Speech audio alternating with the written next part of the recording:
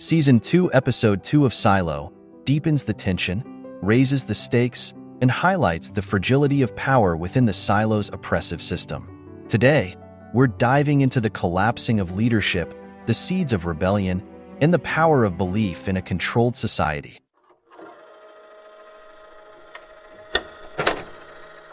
The episode opens with Bernard Holland, the silo's authoritarian leader, confronted by his worst nightmare, Juliette, a supposed outcast, defying the toxic environment outside. For Bernard, her survival isn't just a failure of the system.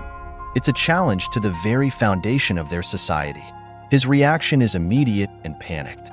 We see him scramble to maintain control, invoking the order, a directive to prepare for war in the event of a failed cleaning. The ominous message suggests the leadership's fear of rebellion, but it also raises questions about other silos. Are they allies, enemies, or simply other controlled environments teetering on the edge of collapse? Bernard's paranoia isn't just about Juliette's survival. It's about the power of an idea. If one person can break free, what's stopping others from trying?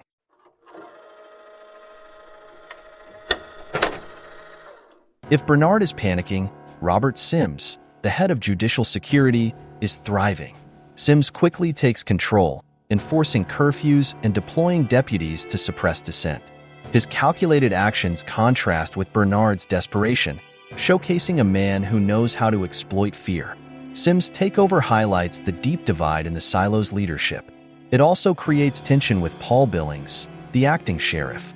Billings begins to question the leadership's narrative about Juliette's supposed choice to go outside. His doubts introduce a critical theme: the power of truth to unsettle even those who enforce the system. Will Billings stand by the leadership, or will he defect to the growing resistance?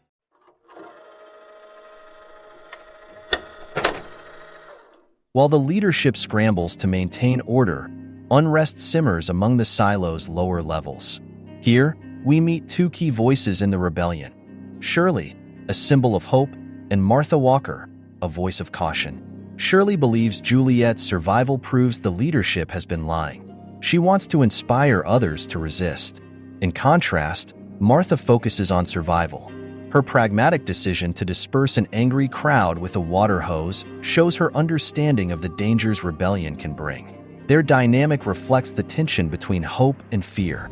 Shirley sees opportunity, Martha sees risk. But by the end of the episode, even Martha begins to entertain the possibility of rebellion, inspired by the graffiti that appears on the walls. This simple act of defiance, a message scrawled in bold letters, captures the heart of the episode. It's not about whether Juliette is alive.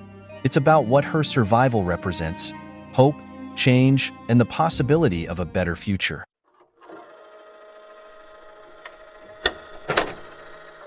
Meanwhile, Martha and Carla face the consequences of their role in Juliette's survival. When deputies interrogate them, Carla offers to take full responsibility, willing to sacrifice herself for Martha's safety. This moment isn't just about loyalty, it's about the human cost of rebellion.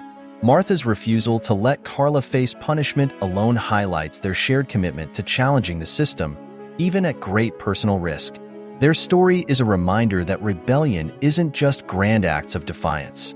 It's also the quiet, personal sacrifices made by individuals who dare to hope for something better.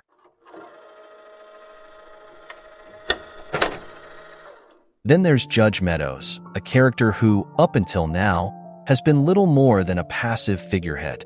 But in this episode, we see her complexity. When Bernard approaches Meadows for support, he offers her freedom in exchange for standing by his side during a public address.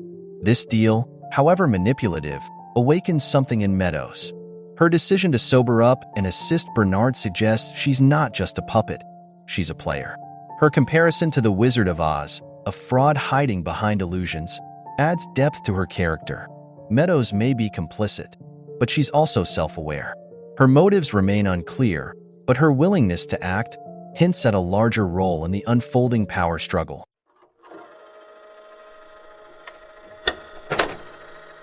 By the episode's end, one thing is clear. Whether the people in the silo know if Juliette is alive or not, her defiance has already sparked something bigger. The graffiti, "Juliette Lives," becomes a symbol of resistance. It inspires Shirley to host a secret meeting, despite Martha's warnings. This moment signals the beginning of a movement. The idea of Juliette's survival, a belief in the possibility of change, proves more powerful than the leadership's lies.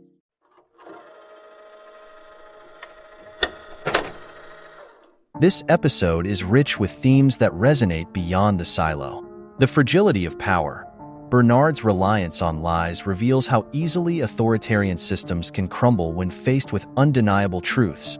Rebellion versus survival. The tension between Shirley and Martha reflects the risks and rewards of challenging authority. Hope as a motivator. The idea of Juliette's survival shows how hope can inspire resistance even in the darkest circumstances. And finally, moral ambiguity. Characters like Judge Meadows and Paul Billings navigate complex moral views, torn between their roles and their beliefs. Episode 2 of Silo Season 2 isn't just about Juliette's survival.